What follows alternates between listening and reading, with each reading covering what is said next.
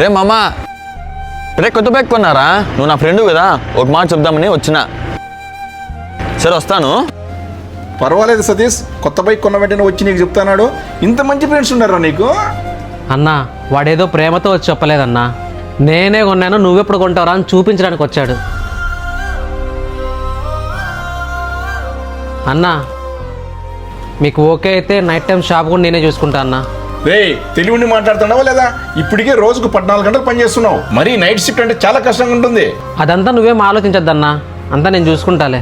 సరే నీ ఇష్టం, నాకైతే అదంతా ఇష్టం లేదు. అన్నా నేను బైక్ కొనడానికి డబ్బులు అడ్జస్ట్ అయ్యాయన్నా.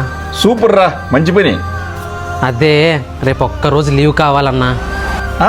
సంతోషంగా తీసుకోరా. హా,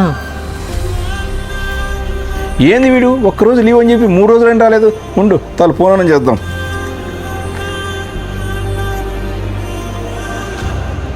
హలో అన్నా. రే ఎక్కడున్నావురా?